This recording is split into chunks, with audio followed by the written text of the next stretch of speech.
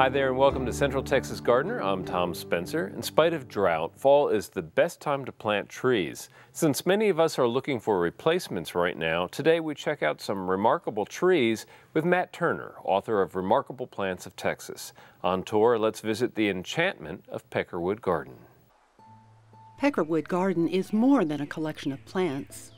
It's a convergence of philosophy, exploration, art, and passion. It's a path to tranquility for the eyes and the spirit. And it's a meeting of science and soul, where patience and boundaries were tested, along with the plants that found recognition and renewal. Peckerwood didn't start with a sketch. It's been an evolution for both land and man, since John Ferry, professor of architecture at Texas A&M University and a painter, was captivated by another art form. I had been raised on in a garden and in a little community in South Carolina that was, there were lots of gardeners. There were probably 5 or 6 or 7 families, and the mother and father in these families both gardened. It was not just the wife doing the gardening. It was very much of a family thing.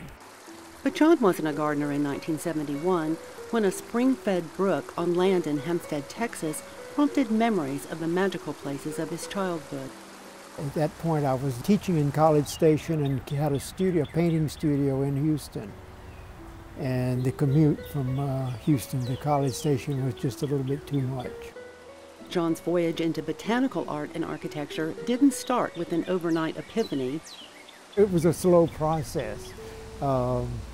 When I first moved, there were no trees on the front of the property at all. And so friends from Houston started giving me trees and plants and shrubs, this sort of thing, bulbs, all sorts of things. And of course I started planting them, and one thing led to another. Another chapter began in 1983. A tornado hit the garden and took out all the original trees that were here. We lost something like 15 big oaks in the garden, and something like 30-something pines came down. And I looked at it and I said, well, it's not going to cure itself by just looking at it. And so I got busy and started working, taking things out and moving things and changing. It changed the whole face of the garden, because what had been totally a shade garden immediately became a sun garden.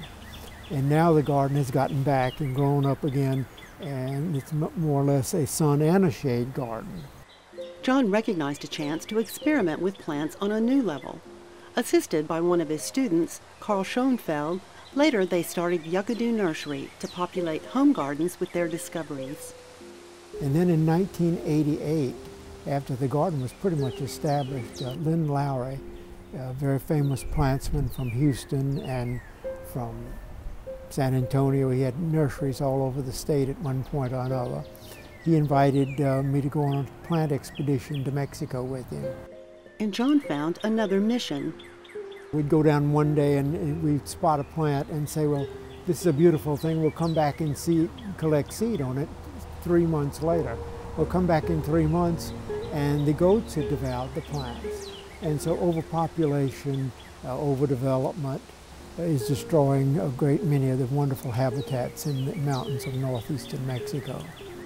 Lynn took us on 4 expeditions to Mexico, and on those 4 expeditions he taught us how to clean seed, talked about how to germinate the seed once we got them back into the country, how to get them across the border, and then of course after we found out that many plants would not do here that we were bringing in and trialing, we started, and we didn't start, but we got in touch with J.C. Ralston at the North Carolina State Arboretum in Raleigh. And he, in return, put us in touch with the University of California at Berkeley and an arboretum in Seoul, Korea. And we started shipping seed to these people. And they, in return, started shipping us their Asian collections. With each rescue or experiment, they tested every growing condition. The plants guided Peckerwood's drafting board. This was influenced by what I saw in Mexico. The old theory is if you don't like the plants you're looking at one point, go around the mountain to the east side or to the west side or to the south side, and you see totally different environments on each side of the mountain. And so I learned from what I saw. As an architect and artist, John sought a pattern of beauty as well. It's the transition from one area to another is so important. It's a lot of design and a lot of work to get that to happen. It just doesn't happen overnight. To me, gardening and gardens are about space. And of course, you introduce color, texture, layering of plants, this sort of thing. But it basically comes down to developing a wonderful space, a magical space, as I call it. And magical spaces occur when you have various canopies. You know, it's about light. And in an open space, the light is totally different from in a space where you've got 5 canopies of trees, shrubs and trees. As an artist who brings the work of other artists to Peckerwood through his Mexican folk art gallery and garden sculptures, John knows that significant beauty takes time. Well, the thing is, you've got a multitude of things that are taking 12 to sometimes 20 years. I had a magnolia that I bought from Lynn Lowry in the early 70s, and it was 19 years before it flowered. But it was well worth the wait. It's also about being patient through freeze damage, drought, or failure. You just have to learn to live with these things. You have to be optimistic about them and think there's something good about it, whatever happens. You could look over on this table over here and you can see tags, plant tags, and there must be 1,000 tags sitting on that table from the last 2 years. And these are things that did not make it. And so a lot of it is trial and error. It's the act of doing that's important. It's the act of planting the plant. John is still experimenting, though yucca has moved off-site. We'll test them in the garden, and some of them we will sell when we have open days. People that come out to see the garden always like to take something home that they've experienced, and so we have a small greenhouse and a small nursery in operation. He opens Peckerwood to the public throughout the year and by special request. To ensure that his work continues, he formed the Peckerwood Garden Foundation. I'd put too much work into something that was going to be lost or sold and, just pushed aside. And so I decided to form a foundation, and I did in connection with the national organization called the Garden Conservancy. Volunteers and a few paid staff assist in Peckerwood's care, learning from the teacher who never stops learning. No doubt all of them ask, why the name Peckerwood? When I bought the property, I had a friend, had a dog named Beauregard and a very close friend named Maine. And so it comes from Auntie Maine. And Auntie Maine was married to Beauregard from Peckerwood Plantation in Georgia. And so it was sort of like it was a joke. And then it developed into later, people said, what are you going to name this? And we said, well, Peckerwood Garden. And then, of course, when Carl Shanefield and I developed Yucca-Do Nursery, we came up with the name Yucca-Do. And then we said, well, people need to learn to laugh and be happy about things. And the name Peckerwood at Yucca-Do Nursery at Peckerwood Garden will certainly make people laugh. Peckerwood Gardens is one of the most beautiful places in Texas and one of my favorite places to visit. You can get their fall open day schedule at peckerwoodgarden.org. You can learn all about touring that beautiful place. Well, right now we're going to be talking about plants to replace some of those dying trees here in Central Texas, some real hardy survivors. We've got a great guest lined up for you to talk about this. Matt Turner, author of the book Remarkable Plants of Texas. And Matt, there are a lot of these plants that people have been using for all sorts of purposes, ornamental and otherwise, that are really genuine survivors for Texas, right? Yes. One of the first ones I thought of was Texas persimmon, and I thought of that because I've been doing a field trip in a otherwise brown field, and the only thing green was Texas persimmon. Right. So it must have deep roots or something. Right, right. Well, and that's what we want to talk about. I mean, and that you just described in one little scenario, kind of the landscape of Central Texas, the fields of brown dotted with an occasional green survivor. Our focus is on survivors. Right. And again, Texas persimmon, a great place to start.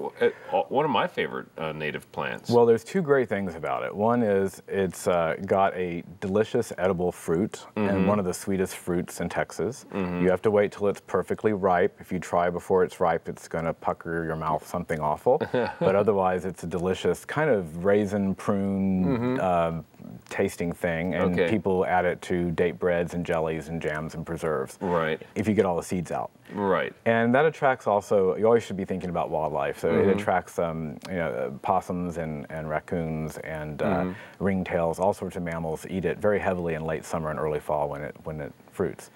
And the other great thing about it, as most of you know, is the beautiful bark. It really is like our natural version of a crepe myrtle. Beautiful, smooth bark, exfoliates every year, leaving these beautiful, slim. Yes, silvery, smooth bark and I think in addition to the things you're talking about here, the form of the plant can be exceptionally beautiful. Yes. It's one of my favorite plants to work with in bonsais or show beds for plants that you enjoy pruning to reveal the architecture of the plant. Absolutely. Incredible specimens of this. Right. Some people will prune it more like a tree, and others leave it more shrubby. You can clear out the undergrowth if you want. You can bonsai it. You could do almost anything. Yeah. So Texas persimmon is a great survivor. And one that really suits a lot of different purposes in the landscape. A small tree, big shrub, basically what I would describe. Sun or part shade even. Yes, and really beautiful green leaves when we get some rain, even when we don't get some rain. Right. It is, I think, a super attractive plant. The next one on our list, and I think we're going to be looking more and more to plants in this plant family, is the huisage. Yes. And when people ask me, what are you going to do about the drought? And I say, I'm looking 100 miles west of here for the plants that grow. Yep. Well, if you look about the southern third of Texas is where huisage tends to grow most, and it's very drought tolerant, and it has some of the most beautiful flowers of any of our native trees. It's covered in the spring. In fact, you can't even see the tree. It's just covered with little yellow puffballs, and they smell incredibly delicious, sort of something between orange and violet. Yeah. And this tree has a really rich history. It's really surprising. It made its way all the way to Rome by the end of the 1500s. It was taken into France early on, and by the early 19th century, it became one of the major perfume plants in the famous French perfume industry. So the flowers have to be hand-picked amongst all the thorns, and they can't be steam distilled. They have to be what's called volatile oil distilled. So it's very time-consuming and very expensive. But the perfume made from it, in fact, the perfume is usually made to extend the notes of other perfumes rather than just being its own thing. But some very famous perfumes, Buckingham Palace, Jockey Club, these are older perfumes, were made from this. So it's sort of shocking to me that something we think of as a South Texas thorn plant is the basis of a perfume. And a beautiful bloom, too, I must say. Yeah. I think it's a very unusual looking plant. And again, because of, you referenced South Texas thorn country. Right. Anything that can survive down there in 10 to 12 inches of rain a year is something we should be looking at here in Austin. Right. The only thing you have to watch out are the thorns. Yeah. But otherwise, it's also got a beautiful rosy wood. It's kind of not too far away from mesquite, and so it's, I wouldn't use it for cooking. It gives a bad taste, but it's got a beautiful rosy wood and a lovely little plant. Yeah. Soapberry is the next of the plants we're going to be talking about, and people should know that we're talking about the utility of a lot of these plants, which is what your book really focuses on. Right. But soapberry, as the name implies, is something that produces a soap. That's right. Not only have you got what the Texas Department of Agriculture once said was one of our greatest little landscape tree of Texas, but it produces a berry that really does produce soap, and they produce masses of these sort of, not masses, but good numbers of these sort of golden, translucent, amber-looking berries. And if you just mash these up in water, you have a very nice neutral pH soap. So it's actually very good for like woolens and linens that are fine and delicate that you don't wash otherwise. And they've been used for eons for this purpose. Spanish jaboncillo means little soap. Normally those would be golden. Right. Well, you brought some that had dried on the plant, but we have here with us some of the soap berries. Yeah. And I can see where the birds would probably like these very much. And then also we have the seeds. The seeds, which also had found their way as something that people like to use. Well, yeah, you can use them in jewelry or just marbles or as a decoration. They're just kids used to play with them. Yep, they're just very pretty. And I thought, you know, we should know more about these kind of things that are growing around us. Right. And this is a plant that grows rather quickly. Yes. And is super xeric. Yep, drought tolerant. And, you know. Turns yellow in the fall, usually. Yeah. So its only negatives are that it suckers rather freely, and it might be short-lived. So it may not be the perfect tree for the garden, but somewhere in the native scape. Well, for sheltering a house, if you want quick shade, something like that is a great choice. Walnut, black walnut is our next one, and this is a plant that you see all over in the hill country and the canyons and places like that. And you brought a piece of, you know, talking about utility here, you brought a piece of wood from a black walnut, and this is a gorgeous plank of lumber here. Yeah, my friend, a certified arborist, John Ogden, gave me this to bring to the show, and it shows you a beautiful piece of black walnut. I say it's the greatest tree you've never seen, and I say that because it's been cut out because of its wood. You see the middle of the heartwood is beautiful browns and purples and grays, and it just makes an incredible cabinetry wood, probably second only to cherry in terms of most usable lumber in North America. And it also had some utility. I'll pick this up if you don't mind. As a dye, right? Right. This is a natural wool undyed, and this is the hulls that cover the shell, the nuts of black walnut. Right. So again, a plant that is great for our landscapes, but also historically has been used for things such as this. Right. Well. This is a quick list, a very brief list of some plants people need to be thinking about. We often don't talk about on the show, so I'm glad we've had the opportunity to highlight them. The book is The Remarkable Plants of Texas from the University of Texas Press, and we really appreciate you coming back on the show. Well, thank you for inviting me. I love being here. All right. Well, again, it's our pleasure, and coming up next is our friend Daphne.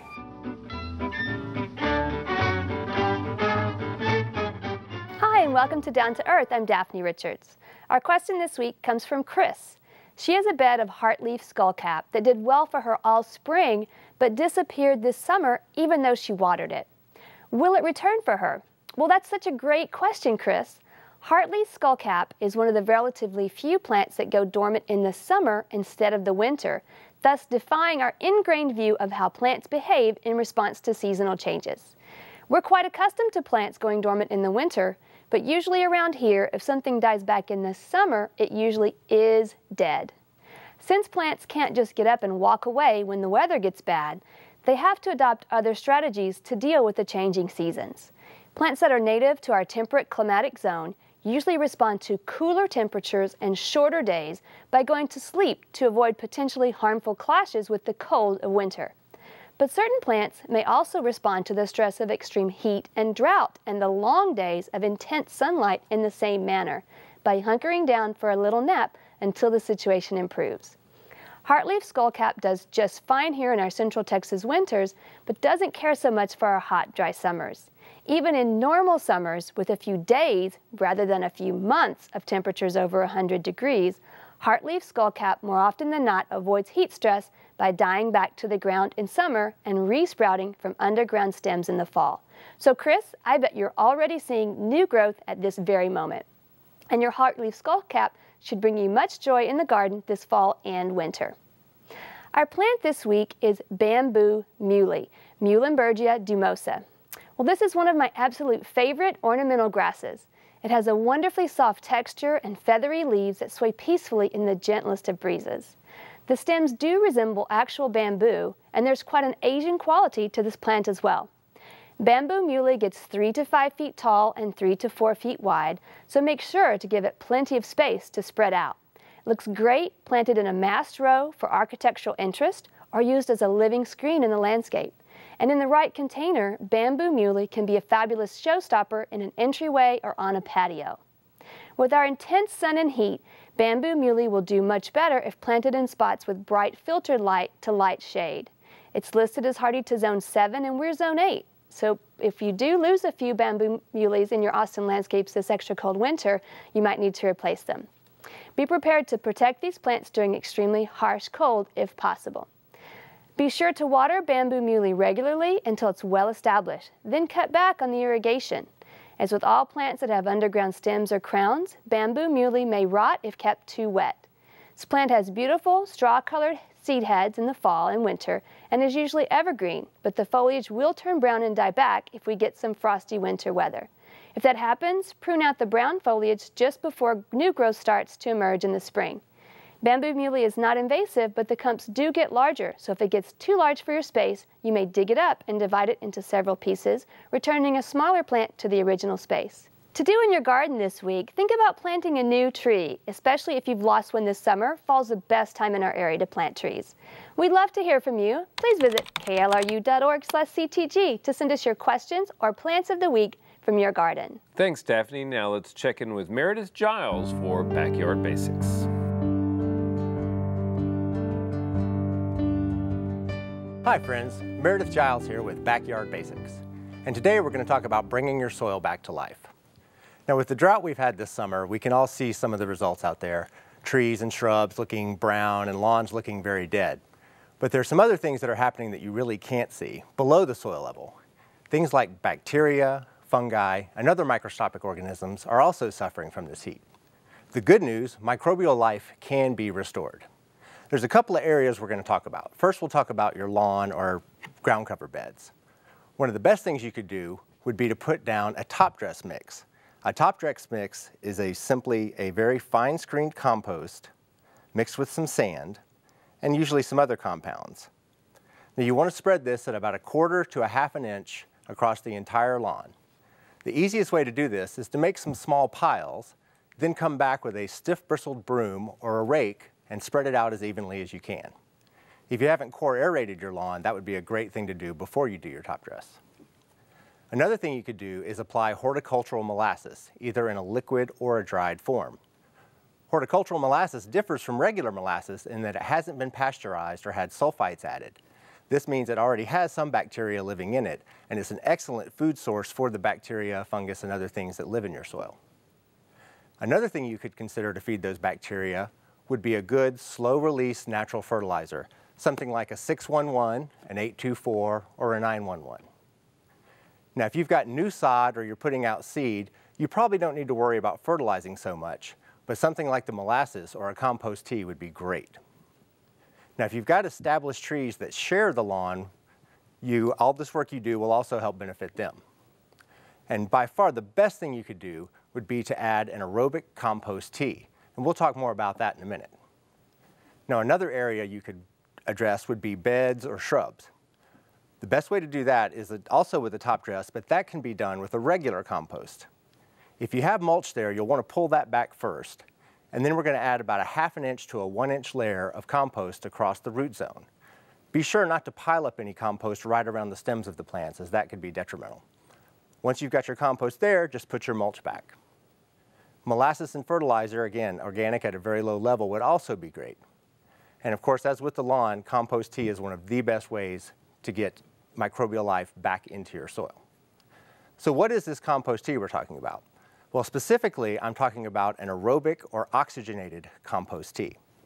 Now, you could make compost tea yourself at home with something as simple as a 5-gallon bucket. There are lots of great recipes online, and I encourage you to look around and find one. But make sure you are looking at an aerobically brewed tea and not an anaerobic tea. It can be done with as simple as 1.5 pounds to 2 pounds of compost and some good organic liquid fertilizer. If that sounds like too much work for you, you can come out to most of the independent garden centers in town, as we do make compost tea and have it available for sale. Now, aerobically brewed compost tea does have a short shelf life, so you want to make sure and get it and use it fairly quickly. Generally, it's only available on weekends, and you want to be able to get home and use it within the next 8 to 10 hours. To bring your soil back to life, this is Merrideth Jiles with Backyard Basics. Visit klru.org/CTG to watch online, get more tips, and to read our blog. Next week, check out grass alternatives. Until then, I'll see you in the garden. To learn about today's program, watch online and follow CTG's blog. Check out klru.org/CTG.